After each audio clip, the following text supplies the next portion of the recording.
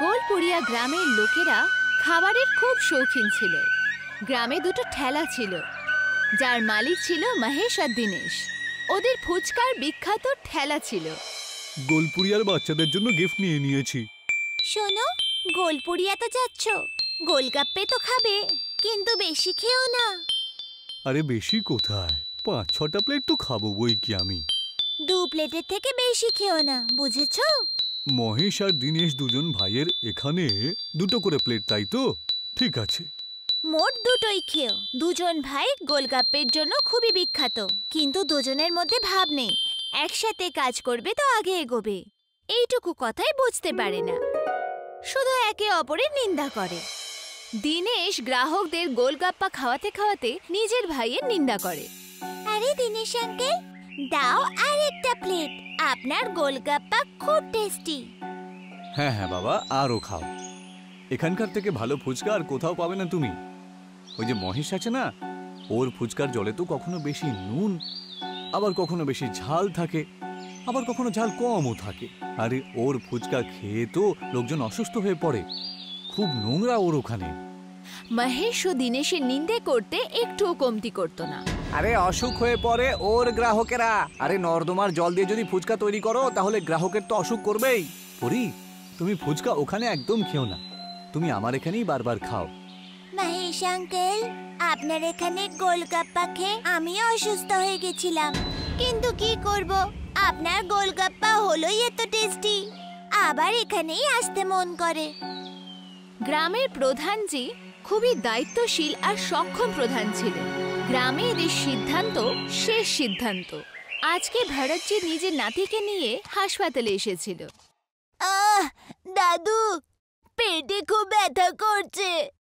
হ্যাঁ হ্যাঁ খোকা, এখানে শুয়ে পড়ো। এবার ডাক্তার কাকু তোমাকে ওষুধ দিলে পরে সঙ্গে সঙ্গে পেট ঠিক হয়ে যাবে তোমার। টিনু হাসপাতালে বেডে শুয়ে পড়ল। ডাক্তারবাবু ওকে চেক আপ করলো আর বলল, পেটে ইনফেকশন হয়েছে।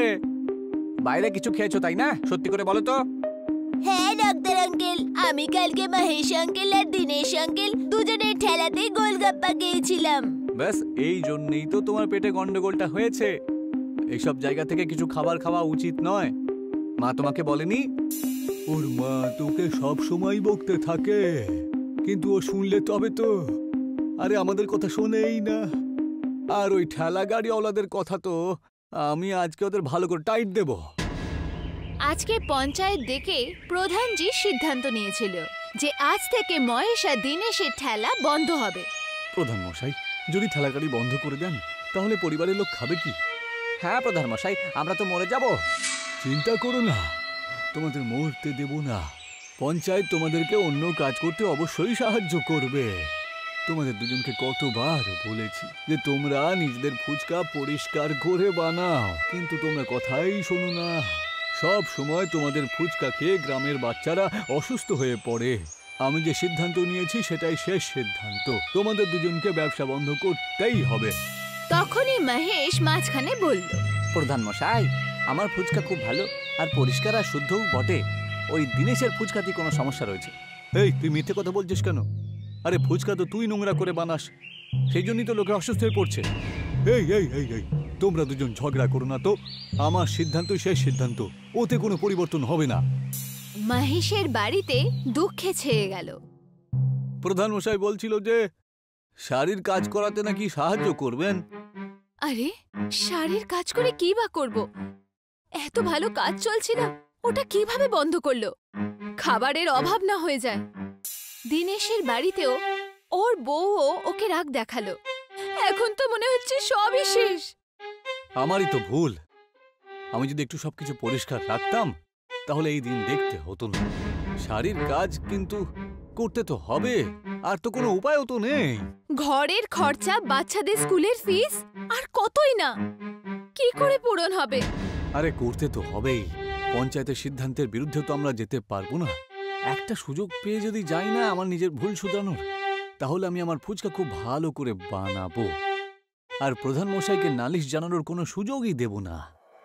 কিন্তু এখানে ক্রিসমাসের ছুটিতে বাচ্চারা গোলগাপ্পা না খেতে পেয়ে একটু বেশি চিন্তিত। ক্রিসমাসের ছুটি, কিন্তু কিছুই মজা হচ্ছে না। মজা কি করে হবে? গ্রামে তো গোলগাপ্পাই নেই। টিনু, তোর দাদু মহেশ আঙ্কেল আর দীনেশ আঙ্কেলের ঠেলা বন্ধ করে দিয়েছে। আরে, তো ওরা পরিষ্কার রাখে না, এই জন্য বন্ধ করিয়ে দিয়েছে। আমি অসুস্থ হয়ে গেছিলাম। এরকম কি করে অসুস্থ হয়ে গেলি? আমার তো কিছু হয়নি। তোর কিছু হয়নি তো আমি কি করব? ওনাদের ঠেলা তোর দাদু কেন বন্ধ করিয়েছেন? আরে তোমরা ঝগড়া করো না। মনে হচ্ছে আমাদের ক্রিসমাসের ছুটি এইভাবেই ওয়েস্ট হবে, মজাই হবে না।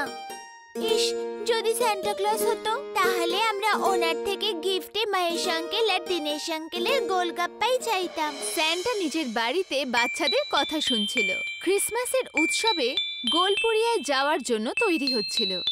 সাথে থাকা এঞ্জেল স্যান্টাকে বলল, শুনেছেন আপনি, গোলপুরিয়া গ্রামে বাচ্চারা গোলগাপ্পা না পাওয়ার জন্য খুবই চিন্তিত।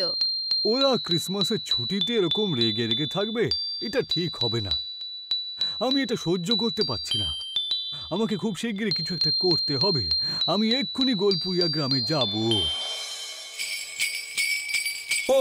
সান্টা ক্লজ যখন বাচ্চাদের কাছে এলো তখন উনি বাচ্চাদের বললেন, এই যে বাচ্চারা, তোমাদেরকে এইভাবে দেখে আমার খুব কষ্ট হচ্ছে। সেই জন্য আমি তোমাদের জন্য একটা গিফট নিয়ে এসেছি।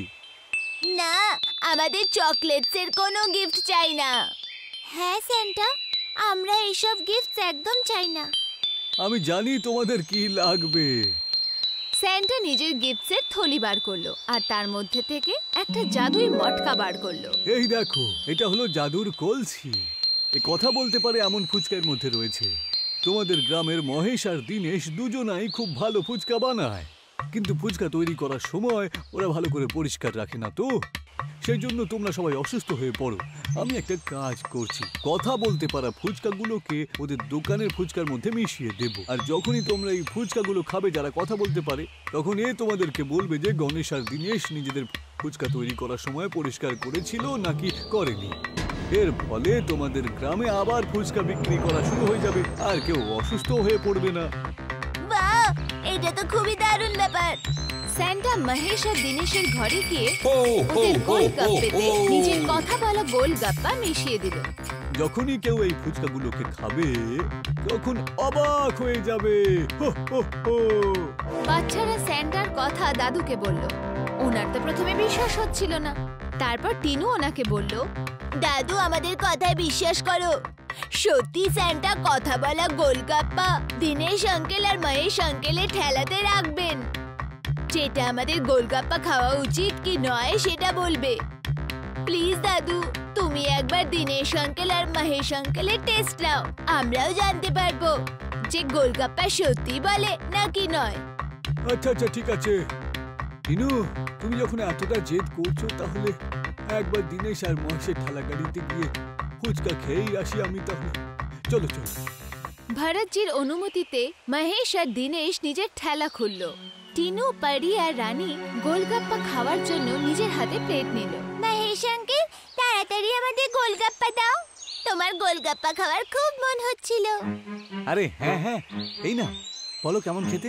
টিনু গোলগাপ্পা খাওয়ার জন্য হাতে ওঠালো তো গোলগাপ্পার আওয়াজ শুনে সবাই চমকে উঠল। দাঁড়াও, আমাকে খেও না। এই যে জলটা ভিতরে ভরা হয়েছে না, এটা পরিষ্কার জল নয়। এই জল থেকে তুমি অসুস্থ হয়ে পড়বে। এটা শুনে মহেশ চমকে উঠল। তখনই অন্য ঠেলায় দিনু বলল, শোনো দীনেশ আঙ্কেল, আমাকেও গোলগাপ্পা দাও। দীনেশের দেওয়া গোলগাপ্পা যখন টিনু খেতে শুরু করলো তখন আবার গোলগাপ্পা বলে উঠল, তুমি আমাকে খেতে পারো। দীনেশ আগে খুব পরিষ্কার করে আর শুদ্ধতার সাথে ফুচকা তৈরি করেছে। এই ফুচকাটা খেলে পরে তোমার একদম অসুখ হবে না। আরে বাহ! তখনই সেখানে স্যান্টা প্রকট হলো। দেখো বাচ্চারা, কথা বলতে পারে ফুচকাদের কামাল। মহেশ, তোমার ঠেলাগাড়ি প্রধানমশাই বন্ধ করেছিল, তোমার রোজগার বন্ধ হয়ে গেছিল, কিন্তু তাও তুমি তোমার ভুলগুলোকে শুধরাওনি। আর দীনেশ, তুমি নিজের ভুল থেকে অনেক কিছু ভালো শিক্ষা নিয়েছো। তুমি পরিষ্কারভাবে ফুচকাগুলোকে তৈরি করেছো। আমি তো এটাই চাই যে তোমরা দুজন ভাই ঝগড়া ছেড়ে একসাথে বসে কাজ করো, একসাথে ফুচকা বিক্রি করো, আর সেটাও আমার এই জাদুর কলসি থেকে বেরিয়ে আসা কথা বলতে পারা ফুচকাগুলো। শুদ্ধতার সাথে তৈরি করো, কারণ শুদ্ধতার সাথে না বিক্রি করলে ফুচকারা তোমার আসল মুখোশ খুলে দেবে। হ্যাঁ দিনেশ আঙ্কেল, মহেশ আঙ্কেল, তোমার এই কথা বলা গোলগাপ্পা যদি আমরা খাই তাহলে কখনো অসুস্থ হব না। ঠিক বলেছো টিনু। চলো দিনেশ, এবার দাও দেখি 5-6 প্লেট ফুচকা।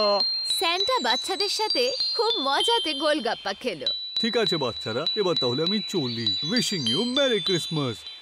ক্রিসমাসের অনেক অনেক শুভকামনা। হো হো হো হো। Bye Santa, happy Christmas. Bye বাচ্চারা।